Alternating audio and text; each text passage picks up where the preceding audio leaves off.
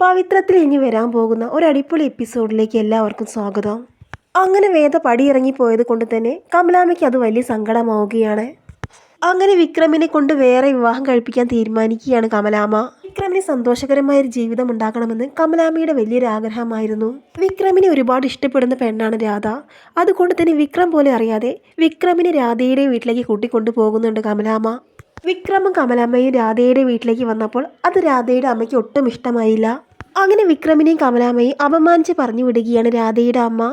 അന്നേരം വിക്രം കമലാമ്മയോട് പറയുന്നുണ്ട്, അമ്മേ, ഞാൻ ആദ്യമേ പറഞ്ഞതല്ലേ, വെറുതെ എന്തിനാണ് അമ്മ ആവശ്യമില്ലാത്ത കാര്യത്തിനൊക്കെ നടക്കുന്നത്?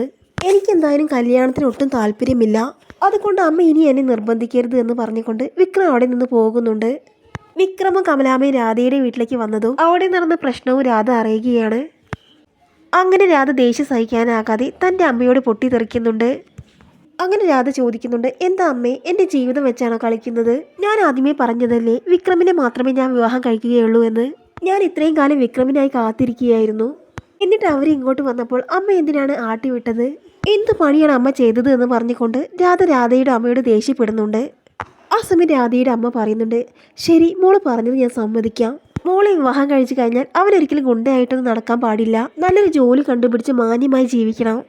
വിക്രം നല്ലൊരാളായി കഴിഞ്ഞാൽ വിവാഹത്തിന് സമ്മതിക്കാം എന്നൊക്കെ പറയുകയാണ് രാധയുടെ അമ്മ. അങ്ങനെ രാധയുടെ അച്ഛൻ ഇക്കാര്യം വിക്രമിൻ്റെ അച്ഛനോട് സംസാരിക്കുന്നുണ്ട്. കമലാമ്മ വിക്രമിന് വേണ്ടി രാധയുടെ വീട്ടിലേക്ക് വിവാഹം ആലോചിച്ച് പോയ കാര്യമൊന്നും മാഷ് അറിഞ്ഞിരുന്നില്ല. രാധയുടെ അച്ഛൻ പറയുമ്പോഴാണ് മാഷ് കാര്യങ്ങളെല്ലാം അറിയുന്നത്. രാധയുടെ അച്ഛൻ പറയുന്നത് കേട്ട് മാഷിന് വല്ലാതെ ദേഷ്യം വരികയാണ്. അങ്ങനെ മാഷ് ദേഷ്യം സഹിക്കാനാകാതെ കമലാമ്മയുടെ പൊട്ടിത്തെറിക്കുന്നുണ്ട്. എന്നിട്ട് കമലാമ്മയോട് പറയുകയാണ്, നീ ആ കുണ്ടയ്ക്ക് വേണ്ടിയിട്ടാണോ കല്യാണം ആലോചിക്കാൻ വേണ്ടി പോയത്? അത് കേട്ട് കമലാമ്മ സങ്കടത്തോട് കൂടി പറയുകയാണ്, എന്താ മാഷ ഈ പറയുന്നത്? വിക്രം നമ്മുടെ മോനാണ്. അവൻ്റെ ജീവിതം നന്നായി കാണാൻ മാത്രമേ ഞാൻ ആഗ്രഹിക്കുന്നുള്ളൂ. അവൻ്റെ ജീവിതം നന്നാക്കണമെന്ന് മാഷും ആഗ്രഹിക്കുന്നില്ലേ എന്നൊക്കെ ചോദിക്കുകയാണ് കമലാമ്മ. അവൻ്റെ ജീവിതം നന്നാക്കണമെന്ന് ഞാൻ ഒട്ടും ആഗ്രഹിക്കുന്നില്ല. അവനൊരു ഗുണ്ടയാണ്. നല്ല പ്രായത്തിൽ പഠിക്കാൻ വിട്ടിട്ട് പഠിക്കാത്ത ഗുണ്ടായുസം കാണിച്ചത് കൊണ്ടല്ലേ അവൻ ഈ സ്ഥിതിയിലായത്. ആരെങ്കിലും കൈകൊണ്ട് തീരാനാണ് അവൻ്റെ ജന്മം. അതിലേക്ക് ഇനി മറ്റൊരു പെൺകുട്ടിയും കൂടി വലിച്ചേക്കേണ്ട വല്ല കാര്യമുണ്ടോ? ഞാൻ എൻ്റെ അഭിപ്രായം പറഞ്ഞു, നീ നിന്റെ ഇഷ്ടം പോലെ ചെയ്തോ. അങ്ങനെ കാര്യങ്ങളെല്ലാം കമലാമ്മയ്ക്ക് വിട്ടുകൊടുത്തുകൊണ്ട് മാഷ അവിടെ നിന്ന് പോകുന്നുണ്ട്. അങ്ങനെ വിക്രം വീട്ടിലേക്ക് എത്തിയ ശേഷം രാധയുടെ അച്ഛൻ കമലാമ്മയോട് പറഞ്ഞ കാര്യങ്ങളെല്ലാം വിക്രമിനോട് പറയുന്നുണ്ട് കമലാമ്മ. മോനെ, നീ ഗുണ്ടാപ്പണിയൊക്കെ വിട്ട് സ്വന്തമായി ജോലി കണ്ടുപിടിക്കണം. നല്ല രീതിയിൽ തന്നെ ജീവിക്കണം. എങ്കിൽ മാത്രമേ അവർ രാധയെ നിനക്ക് വിവാഹം കഴിപ്പിച്ച് തരൂ എന്നൊക്കെ പറയുകയാണ് കമലാമ്മ. അത് കേട്ട് വിക്രം പറയുന്നുണ്ട്, അല്ലെങ്കിൽ എനിക്ക് നിർബന്ധമില്ല അവളെ വിവാഹം കഴിക്കണമെന്ന്. എന്തിനാണ് അമ്മയെ കല്യാണത്തിന് ഇങ്ങനെ നിർബന്ധിക്കുന്നത്? അതിനെനിക്ക് ഒട്ടും താല്പര്യമില്ല എന്ന് പറഞ്ഞതല്ലേ. എന്നിട്ട് വീണ്ടും അമ്മ കല്യാണക്കാരും പറഞ്ഞ് എൻ്റെ സമാധാനം കളയരുത്. വിക്രമിൻ്റെ വാക്കുകൾ കേട്ട് കമലാമ്മയ്ക്ക് വല്ലാതെ ദേഷ്യം വരുന്നുണ്ട്. എന്താടാ, എൻ്റെ വാക്കുകൾക്ക് നിനക്കൊരു വിലയുമില്ലേ? എൻ്റെ കണ്ണടയുന്നതിന് മുമ്പ് തന്നെ നീ സന്തോഷത്തോടു കൂടി ജീവിക്കുന്നത് എനിക്ക് കാണണം. എനിക്ക് പറ്റിയ പെണ്ണ് തന്നെയാണ് രാധ. രാധയ്ക്ക് നിന്നെ അത്രയ്ക്കും ഇഷ്ടമാണ്. അവൾ നിന്നെ എത്രമാത്രം സ്നേഹിക്കുന്നുണ്ടെന്ന കാര്യം നിനക്ക് അറിയാവുന്ന കാര്യമല്ലേ. അതുകൊണ്ട് മോൻ രാധയെ വിവാഹം കഴിക്കണം എന്നൊക്കെ കമലാമ്മ പറയുന്ന സമയത്ത് വിക്രം പറയുന്നുണ്ട്, ഇല്ല അമ്മേ, അതൊരിക്കലും നടക്കാൻ പോകുന്നില്ല. എൻ്റെ ജീവിതത്തിലേക്ക് ഇനി മറ്റൊരു പെണ്ണ് വരാൻ പോകുന്നില്ല എന്നൊക്കെ വിക്രം പറയുന്ന സമയത്ത് ഇതെല്ലാം കേട്ട് നിൽക്കുകയാണ് മാഷ നന്ദിനിയും. എന്നാൽ ഇത് കേൾക്കുന്ന സമയത്ത് ശ്രീജ പറയുന്നുണ്ട്, അമ്മ വിക്രമിനെ നിർബന്ധിക്കേണ്ട. കുറച്ചും കൂടി സമയം കൊടുത്തു കഴിഞ്ഞാൽ അവ സമ്മതിക്കുമെന്നാണ് എനിക്ക് തോന്നുന്നത്. അത് കേട്ട് കമലാമ്മ പറയുന്നുണ്ട്, വേണ്ട, ആരും ഒന്നും പറയണ്ട. അവ സമ്മതിക്കുമെന്ന് എനിക്ക് തോന്നുന്നില്ല. അവ ഇക്കാര്യത്തെ സമ്മതിക്കുന്നത് വരെ ഞാൻ പുറത്തു വരാൻ പോകുന്നില്ല. ഈ റൂമിൽ തന്നെ ഇരിക്കും. അങ്ങനെ റൂമിൽ കയറിയിട്ട് വാതിലടക്കിയാണ് കമലാമ്മ. ഇത് കണ്ടുകൊണ്ട് അമ്മ എന്താണ് ചെയ്യുന്നത് എന്ന് ചോദിച്ചുകൊണ്ട് ശ്രീജയും വിനയനെ അങ്ങോട്ട് വരികയാണ്. അമ്മ എന്താണ് കുട്ടികളെ പോലെ കാണിക്കുന്നത്? അമ്മയ്ക്ക് ഷുഗറും പ്രഷറൊക്കെ ഉള്ളതല്ലേ, സമയത്തിന് മരുന്ന് കുടിക്കേണ്ടേ എന്നൊക്കെ പറയുന്ന സമയത്ത് കമലാമ്മ പറയുന്നുണ്ട്. അത് കേട്ട് കമലാമ്മ പറയുന്നുണ്ട്, അതെൻ്റെ ഒരു വാശിയാണ്. ഞാൻ ഡോറ് തുറക്കില്ല എന്ന് പറഞ്ഞില്ലേ. അവൻ്റെ തീരുമാനത്തിൽ എന്തെങ്കിലും ഒരു മാറ്റമുണ്ടെങ്കിൽ എന്നോട് പറഞ്ഞാൽ മതി. അതുവരെ ഞാൻ വാതിൽ തുറക്കില്ല എന്നൊക്കെ പറഞ്ഞ് ദേഷ്യപ്പെടുകയാണ് കമലാമ്മ. അങ്ങനെ മാഷ് പറയുന്നുണ്ട്, കമലെ, മര്യാദയ്ക്ക് വാതിൽ തുറക്ക്. നീ ആ ഗുണ്ടയ്ക്ക് വേണ്ടിയിട്ടാണോ ഇങ്ങനെയൊക്കെ ചെയ്യുന്നത്? നീ എന്തൊക്കെയാണ് പിള്ളേരെ പോലെ കാണിക്കുന്നത്? നീ ഒന്ന് വാതിൽ തുറക്ക് കമലെ. എന്നാൽ മാഷ് പറഞ്ഞിട്ട് പോലും കമലാമ്മ ഡോർ തുറക്കുന്നില്ല. അങ്ങനെ ഇതെല്ലാം കണ്ടുകൊണ്ട് വിക്രം റൂമിലേക്ക് പോവുകയാണ്. അങ്ങനെ കുറേ നേരമായിട്ട് കമലാമ്മ ഡോർ തുറക്കുന്നില്ല. ഭക്ഷണവും മരുന്നും ഒന്നും കഴിക്കാത്തത് കൊണ്ട് എല്ലാവർക്കും വലിയ ടെൻഷൻ ആവുകയാണ്. അങ്ങനെ ടെൻഷനോട് കൂടി എല്ലാവരും വാതിൽ മുട്ടുന്നുണ്ട്. അങ്ങനെ കുറേ നേരമായിട്ട് കമലാമ്മയുടെ ശബ്ദമൊന്നും കേൾക്കുന്നില്ല. അതുകൊണ്ട് തന്നെ എല്ലാവർക്കും ടെൻഷനായിട്ട് വാതിൽ അങ്ങ് ചവിട്ടി പൊളിക്കുകയാണ്. എന്നാൽ കമലാമ്മ കുറേ നേരമായിട്ട് ഭക്ഷണവും വെള്ളമൊന്നും കുടിക്കാത്തത് കൊണ്ട് തന്നെ ആകെ ക്ഷീണിച്ച് ബോധം കെട്ട് കിടക്കുകയാണ്. ഈ ഒരു കാഴ്ച കണ്ടിട്ട് എല്ലാവർക്കും വല്ലാതെ അങ്ങ് ഷോക്കഡ് ആവുന്നുണ്ട്. അങ്ങനെ ശ്രീജിയും നന്ദിനിയും എല്ലാം കരയാൻ തുടങ്ങുന്നുണ്ട്.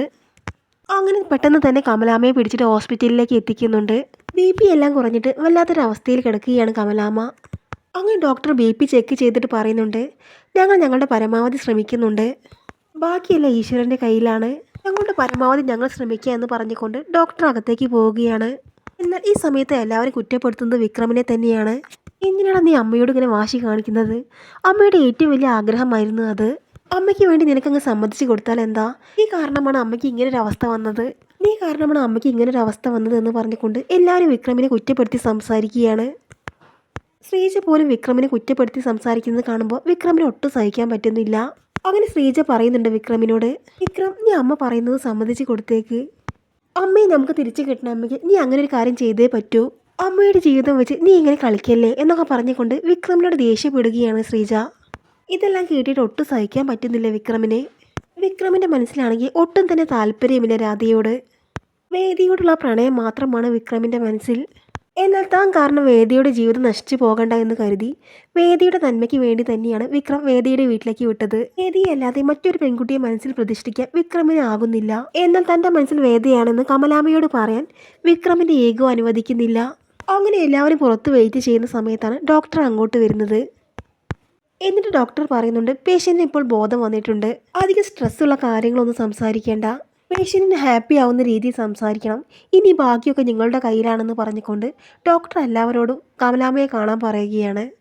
എന്തോ ആലോചിച്ച് കമലാമ്മ വിഷമിക്കുന്നുണ്ട്. വിക്രമിനെ ചോദിക്കുന്നുണ്ട്, ആരാണ് വിക്രം എന്നൊക്കെ ചോദിക്കുകയാണ് ഡോക്ടർ. അങ്ങനെയാണ് ഡോക്ടർ എന്ന് വിക്രം പറയുന്ന സമയത്ത്, എന്നാൽ നിങ്ങൾ അമ്മയെ പോയി കണ്ടോളൂ, അമ്മയുടെ ആവശ്യം എന്താണെങ്കിലും അതങ്ങ് നടത്തി കൊടുത്തേക്ക്, വെറുതെ വയ്യാത്ത അമ്മയെ ഇങ്ങനെ കഷ്ടപ്പെടുത്തരുതേ എന്ന് പറഞ്ഞുകൊണ്ടാണ് ഡോക്ടർ അവിടെ നിന്ന് പോകുന്നത്. അങ്ങനെ അകത്തേക്ക് കയറി വരുന്ന സമയത്ത് സിസ്റ്റേഴ്സൊക്കെ വിക്രമിനോട് പറയുന്നുണ്ട്, അമ്മയെ ഒരുപാട് ടെൻഷനാക്കാൻ പറ്റില്ല, ഈ അവസ്ഥയിൽ അമ്മയെ സങ്കടപ്പെടുത്തരുത് എന്ന് പറഞ്ഞുകൊണ്ടാണ് വിക്രമിനെ അവർ പറഞ്ഞു വിടുന്നത്. വിക്രമിൻ്റെ പിറക്കത്തിൻ്റെ മാഷൻ പോകുന്നുണ്ട്. എന്നാൽ അവിടേക്ക് പോകുന്ന സമയത്ത് കമലാമ്മയുടെ അവസ്ഥ കണ്ട് വിക്രമിൻ്റെ മാഷിന് വലിയ സങ്കടമാവുകയാണ്. എന്നാൽ വിക്രമിനെ കാണുന്ന സമയത്ത് കമലാമ്മയ്ക്ക് പറയാനുള്ളത് ഒരേ ഒരു വാക്കാണ്, മോനി നീ രാധയുമായിട്ടുള്ള വിവാഹത്തിന് സമ്മതിക്ക്, അമ്മയുടെ ജീവൻ എന്ത് സംഭവിച്ചാലും എനിക്ക് പ്രശ്നമില്ല, പക്ഷേ എൻ്റെ മോൻ്റെ ജീവിതം നല്ലതുപോലെ ആകണമെന്നാണ് ഈ അമ്മ ആഗ്രഹിക്കുന്നത്, അതുകൊണ്ട് മോൻ രാധയുമായിട്ടുള്ള വിവാഹത്തിന് സമ്മതിക്കണം എന്നൊക്കെ പറയുകയാണ് കമലാമ്മ.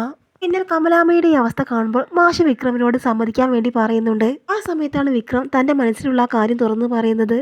വേദിയല്ലാതെ തനിക്ക് വേറെ ആരെയും ആ സ്ഥാനത്ത് കാണാൻ കഴിയില്ല, വേദിയെ ഞാൻ ഒരുപാട് സ്നേഹിക്കുന്നുണ്ട്, അവളെ ഒരിക്കലും മറക്കാൻ പറ്റില്ല എന്ന കാര്യം തുറന്നു പറയുകയാണ് വിക്രം. വിക്രം പൊട്ടിക്കരഞ്ഞുകൊണ്ട് കമലാമ്മയുടെ ഇക്കാര്യം പറയുന്ന സമയത്ത് കമലാമ്മയ്ക്ക് വലിയ സന്തോഷമാവുകയാണ്. തൻ്റെ മകൻ ജീവന് തുല്യം വേദിയെ സ്നേഹിക്കുന്നുണ്ടെന്ന് ഓർക്കുമ്പോൾ മാഷിന് കമലാമ്മയ്ക്ക് വലിയ സന്തോഷമാവുകയാണ്.